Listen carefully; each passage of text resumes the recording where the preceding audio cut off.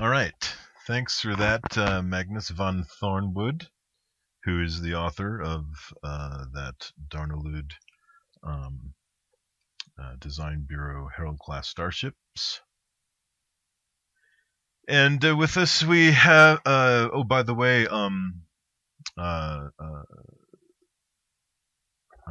Craig, you should be set to talk in this channel if you use your push to talk. So you might need to leave the channel to come back in if you want to, say a little something, say hello to people.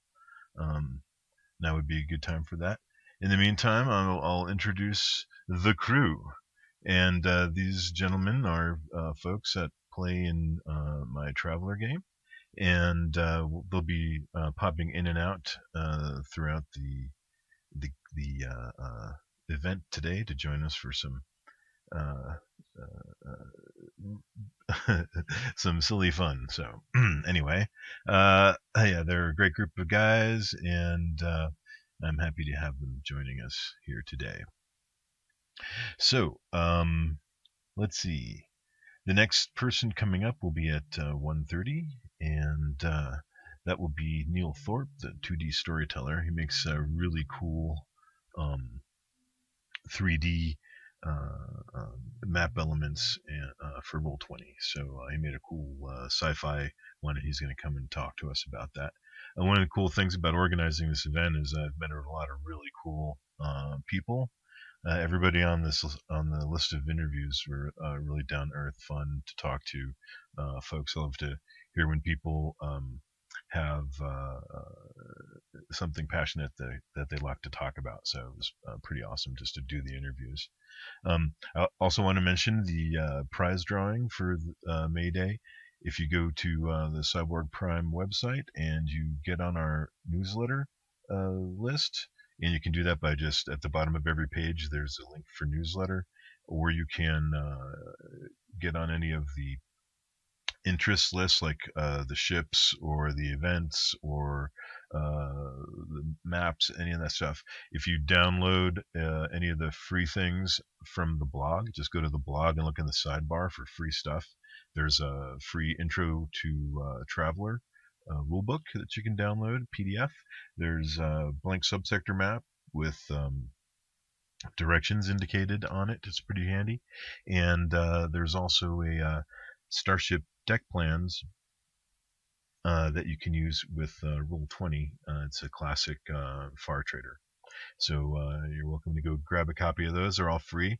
And downloading anything from the site, either a free thing or something from the store, or adding yourself onto any of the mailing lists, puts you into the prize drawing. Now, I'm not going to spam anybody, so don't worry.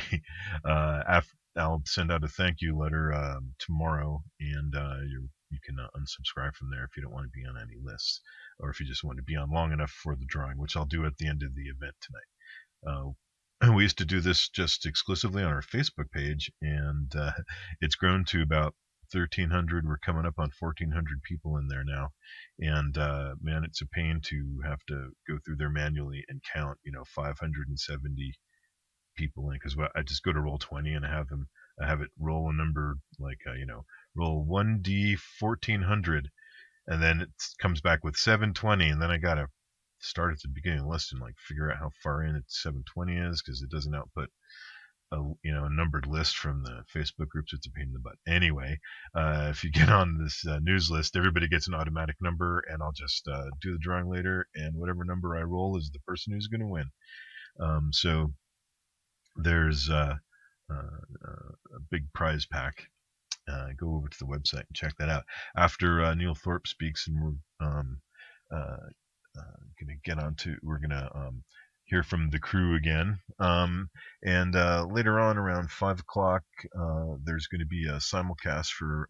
There's going to be a charity game simulcast on another Twitch channel. High Shelf Gaming is going to host that. So pop over to High Shelf Gaming at 5 o'clock and check out the Murder on Arcturus Station charity game. It's hosted by Patrick Kanouse, and it's to benefit the Carcinoid Cancer Foundation. You can get some cool prizes there and make a donation to that charity. So I hope you guys can tune in for that. Let's see. So we got 15 minutes before the next interview comes up. I'd like to introduce my crew. We'll go one at a time. First, we have. I'll introduce you. Tell us who your character is on the crew. First, we'll just start with Gomos. Yes, greetings all. This is Dr. Gomos Alejar. I'm the brilliant and talented doctor and computer specialist that keeps the entire crew together. Ah, All right. Thanks for introducing yourself, Doctor.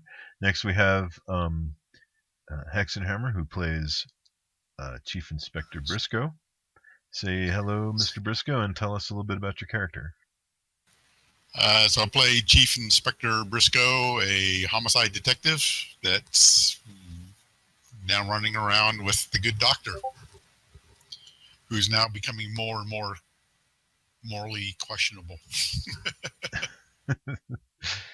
Yes. All right. Welcome, Inspector Briscoe. And we also have somebody who's remaining quiet at the moment. That's Mr. Rats. So we have a Mr. Oh, wait, let me do Mr. Katz. He's actually at the top of the list there. I meant to do you first. Why don't you say hello and introduce your character, Katz? Hello, I'm Katz. My character is a drifter, ex-pirate, and professional space. So I got cut off there. A professional space what? He's a professional space bum. Oh. Slacker. Nice. Doesn't do diddly. No, he's supposed to be the ship's mechanic, but he just sits around and does nothing most of the time. Uh-huh. All right. Welcome, Mr. Katz. And then we have kind of sitting on the sidelines, we got Mr. Rats. He's from another crew. For a while there, was actually running 2 games of Traveler for 2 different 5-man crews. So I have my I call them the Canadian crew, but it's actually a couple Canadians, an American, and Australian, and yeah, we have some fun playing once a week. And then my local crew are would be Mr. Rats and some others. Maybe Ricard will join us later when he gets off of work. Anyway, the crew will pop in and out and help me MC this project along. And let's see, Mr. Rats, you're welcome to introduce your character in the chat since your mic is wonky.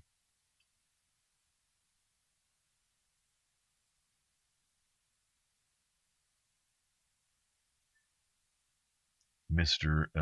Rats, by the way, is also a one of the sponsors for tonight's prize pack. He's from Cheesy Flix, great website that has old movies like monster movies, Mothra, Godzilla. Also has Mystery Science Theater. Great resource if you like cheesy flicks. So thank you, Mr. Rats, for sponsoring some of the prizes tonight. Alrighty. Let's talk about our characters for a sec. So, Gomos, how did you come to meet the crew that you're currently flying around with? How did the doctor meet the crew, or how Yeah. did I meet the crew? How did the doctor meet the crew? Well, the good doctor is physically emaciated thanks to a crippling genetic defect, and had essentially spent his life pursuing a career in medicine to try and find a cure for it. As he went deeper and deeper down the rabbit hole, he started crossing more and more ethical boundaries and wound up getting in a lot of trouble and accidentally killing the son of a diplomat or daughter. Well, his research was deemed to be important to the greater good, and an extraction team was sent to pull him off the planet. And that's where he was fortunate enough to, or unfortunate enough to, encounter Princess, the ship's pilot and otherwise boisterous carouser, and a former crew member, Saito, who is no longer with us, probably for the best. Rest his soul. The first casualty of our game. Yeah, that was great. Thankfully. Thankfully, people spit when they say his name. Usually, we're just being polite.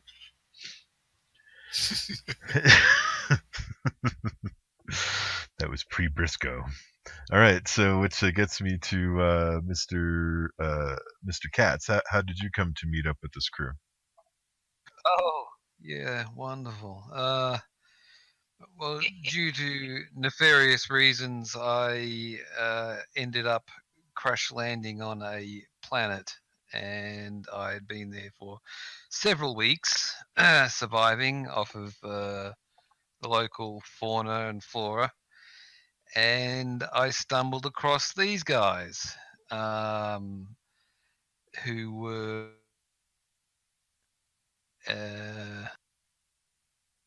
investigating some sort of shrine or something, and they found me and effectively took me prisoner and used me as a slave and frontman to go through this shrine that they were exploring. I resent And that implication, but carry on. And that's where we first met up. We gave you an opportunity to prove your worth to the crew.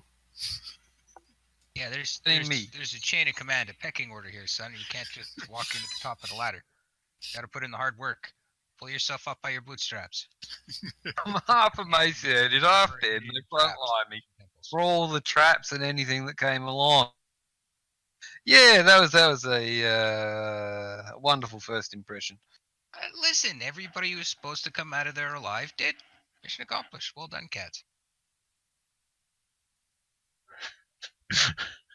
Did I mention they left me alone all in the dark? Did they? You're here. Well, I didn't know. You see, I was trying to drag Saito out all by myself, trying to say. And these guys are right. So that I ended up in the dark, trying to drag this. I assumed it was a dead body, not knowingly, being chased down by a very nasty piece of work. Well, in my defense, my character has a strength of 2, so I can barely drag one foot in front of the other. You could have helped. No, I'm pretty sure I actually could not have helped. Meanwhile, the person who fled the room first actually has changed that into he was leading the retreat. Yes. He does that a lot. Yeah. Hopefully he will join us later. This is Admiral Crow, our beloved admiral, who we call Princess because he won't share a room with anyone, and he thinks he is just royalty. So anyway, the universe evolves around him. You'll see when he gets here later. All right, so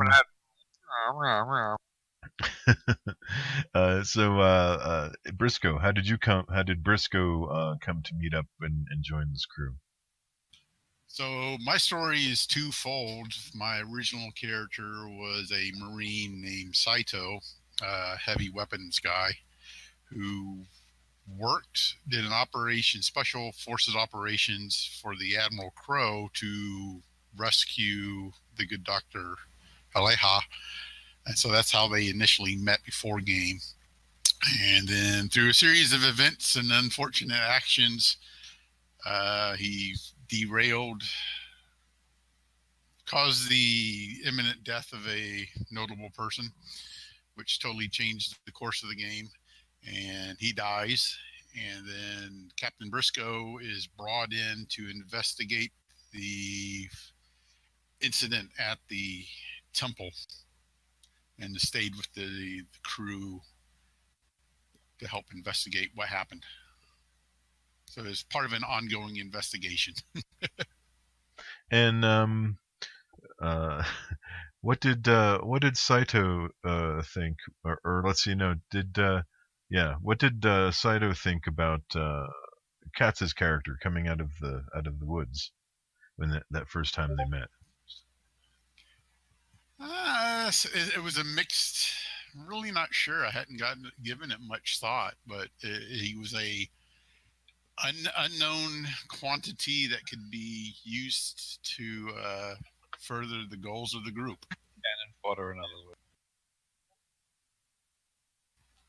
It made a good NPC that, to find traps and whatnot.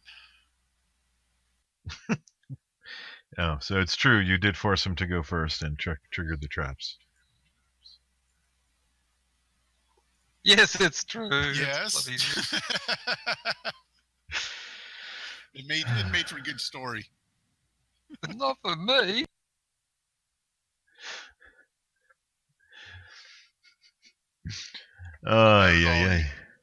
Yeah. Well, that was a mess, but thankfully, everybody's now indebted to their landlord, where they just Cats is. Yeah. Indentured yeah, servant. just Thank Cats. you very much. Totally just Cats owes me money right now. That's all. How much do I owe you now? Numbers don't matter at this point. Yes, Dr. Alihar is well-to-do and has been bankrolling the expeditions for some time now, and he keeps a ledger of how much everybody owes him. Well, it's important to keep track of things, Yes, of course. Medical expenses. Yes, speaking of medical expenses, has anybody had any interesting cyberware installed recently? You're talking about my tentacle line. Shh! I thought the tentacle was secret. I thought we weren't going to mention tentacle this surprise. tentacle. Still getting used to using it. It's not quite there yet. Just imagine a baby elephant with its trunk trying to figure out how to use it. It's a clumsy tentacle, but comes it's out getting of, better. The middle of the side of his rib cage. Yeah, it's and disgusting. I got a smuggler's pouch, a marsupial smuggling. What else did I get? I got the for the record. Hey? Smuggler's pouch is not related to a prison wallet, for the record. Okay. Yeah. Good. Thanks for pointing that out. Did I install the biofuel battery? Okay. Also awesome. For my laser arms, because I got the internal cybernetic arm laser pistol. Oh, cool. All right. We'll find out more about the tentacle and the laser pistol after the next interview, which is going to be Mr. Neil Thorpe from 2D Storyteller coming up here in just a minute, less than a minute. So that will be a almost 40-minute interview. So we'll see you guys, the crew, back here in 40 minutes. In the meantime, everybody enjoy the next interview with Mr. Neil Thorpe.